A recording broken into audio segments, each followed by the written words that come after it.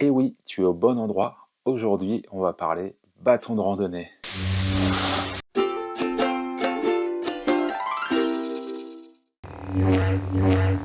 Hey, salut, c'est Manu d'Illico Rando et aujourd'hui nous allons aborder un sujet crucial pour les amateurs de randonnée. Les bâtons sont-ils indispensables ou non? Je vais t'expliquer à quoi ils servent, quels sont les points positifs et les points un peu plus contraignants. Et si tu es déjà inconvaincu par les bâtons de randonnée ou que tu as envie d'essayer, je vais t'aider à bien les choisir. Reste bien jusqu'à la fin de la vidéo, je vais te donner une astuce infaillible pour bien régler tes bâtons de randonnée.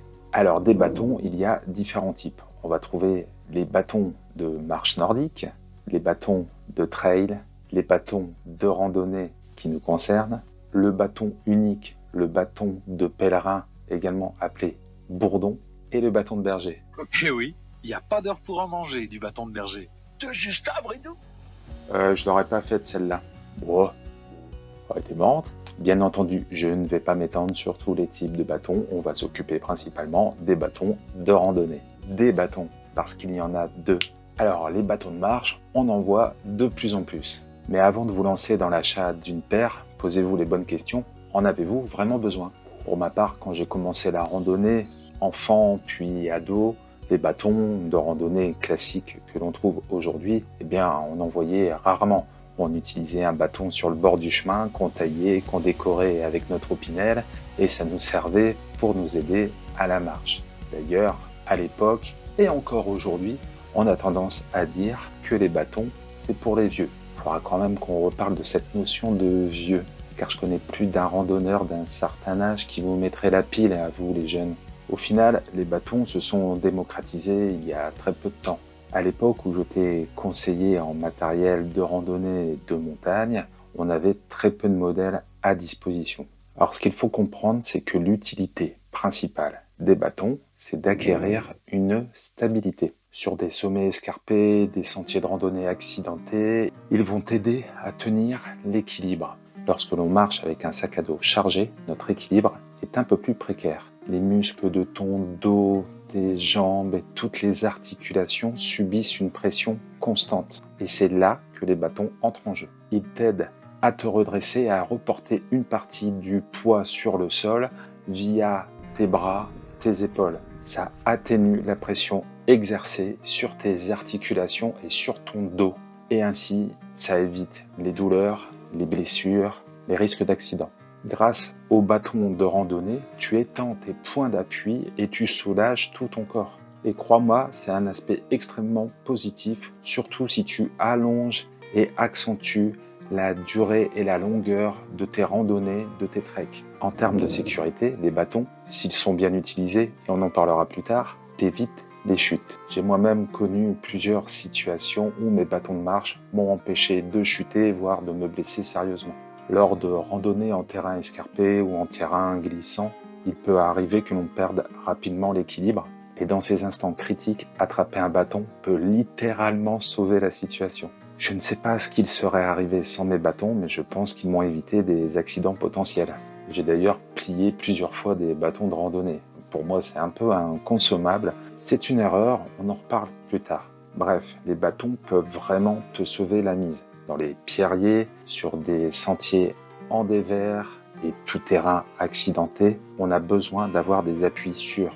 Et les bâtons t'offrent cette assistance supplémentaire. Alors, il n'y a pas que des points positifs à utiliser des bâtons. C'est vrai que leur usage est des fois un peu contraignant. L'un des inconvénients potentiels est de dépendre de ces bâtons. Je connais beaucoup de gens qui sont perdus et quand ils oublient leur bâton pour partir en randonnée. C'est vrai que marcher avec des bâtons, ça change ta manière de marcher.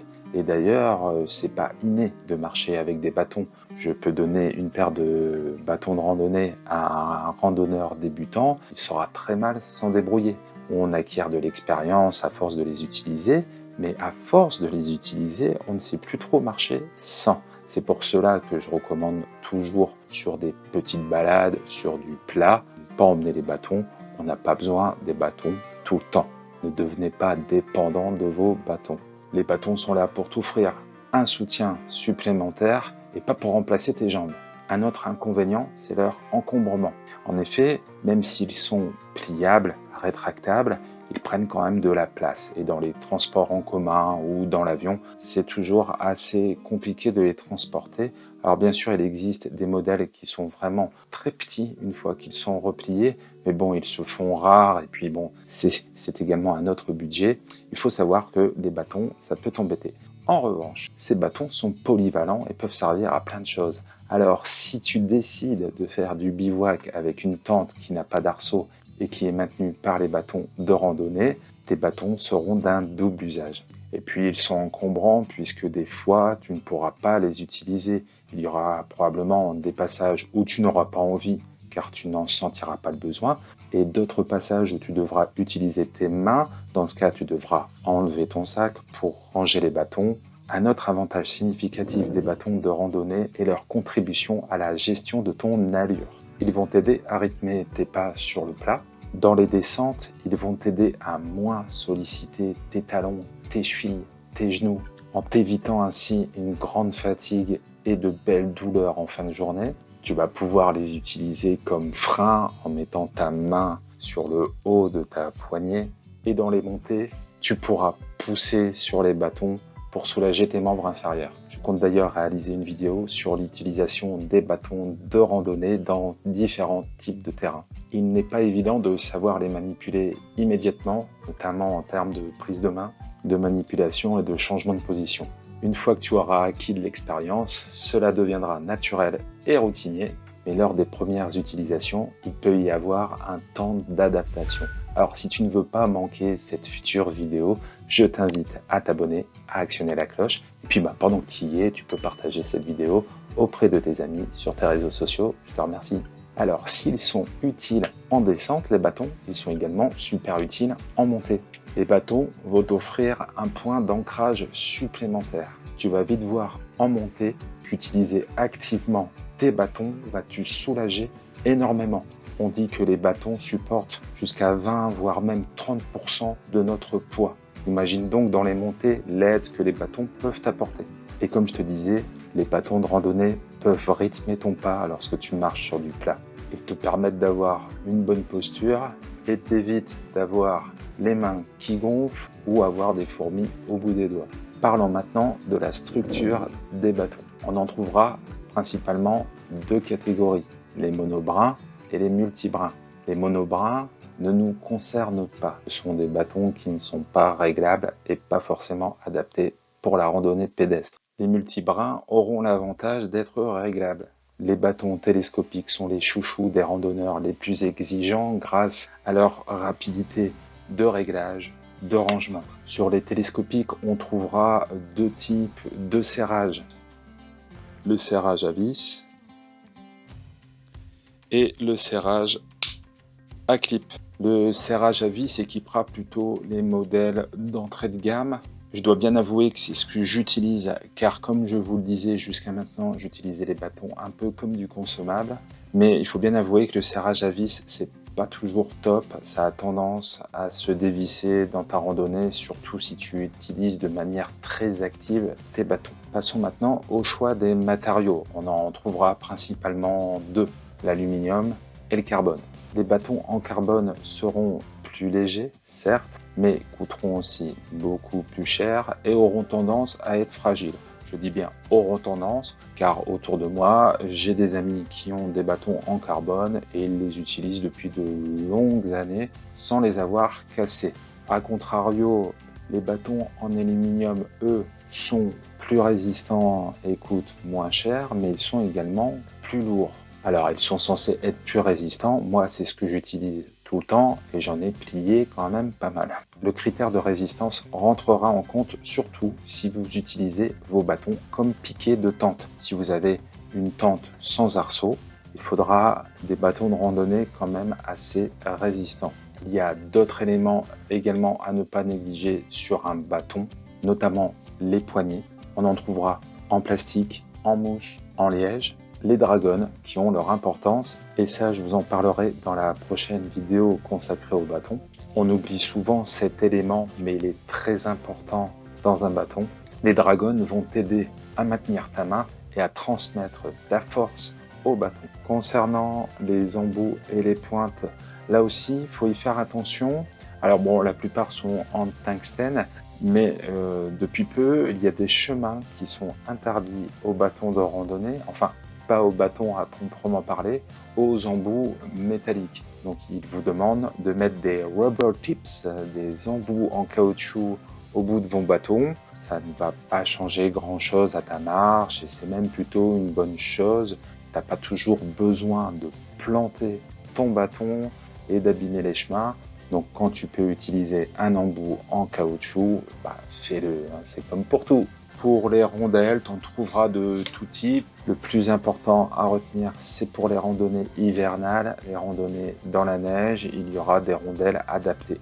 En général, quand tu achètes ta paire de bâtons, ces rondelles sont fournies. Et bien maintenant que nous avons passé en revue et en détail le bâton de randonnée, maintenant je vais vous expliquer comment le régler, car c'est très important. Eh bien oui, c'est très important parce qu'un mauvais réglage, ça peut apporter plein de petits problèmes et même des problèmes physiques. Il n'est pas rare, en effet, de voir des randonneurs se choper des belles tendinites au coude après un mauvais réglage de bâton sur plusieurs kilomètres. Et je peux vous dire que ça fait super mal une tendinite et ça peut ruiner ton bivouac, ton trek, ton aventure. Alors, outre les problèmes physiques que ça peut causer, un mauvais réglage, en fait, va ruiner ton utilisation du bâton. Pour l'utiliser de manière optimale, ton coude doit faire un angle de 90 degrés lorsque tu tiens la poignée et que la pointe touche le sol. En règle générale, et si tu es normalement constitué, la poignée devrait arriver au niveau de ton nombril.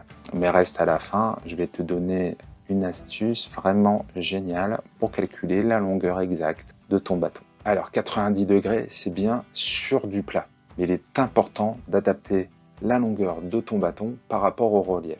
Dans les montées raides, il est conseillé de raccourcir de 5 à 10 cm ton bâton et dans les descentes, c'est le contraire. Tu l'allongeras de 5 à 10 cm. Par contre, s'arrêter toutes les 15 minutes pour refaire le réglage des bâtons, c'est fatigant. Donc si tu as une alternance de montée et de descente, je te conseille cette astuce. Dans les montées, mets ta main sous la poignée. Tu peux rajouter un grip si le contact avec l'aluminium n'est pas plaisant. Et dans les descentes, comme on l'a vu tout à l'heure, la main par-dessus le bâton.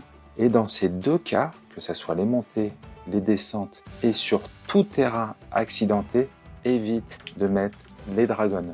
En effet, si tu chutes, si tu glisses, un bâton accroché à ton poignet pourrait créer un suraccident et causer d'autres problèmes. Ça fait un moment que je voulais faire cette vidéo sur les bâtons de randonnée, car c'est la question la plus fréquente que l'on me pose, soit dans les commentaires de la chaîne YouTube, soit dans le mail qui est disponible en description.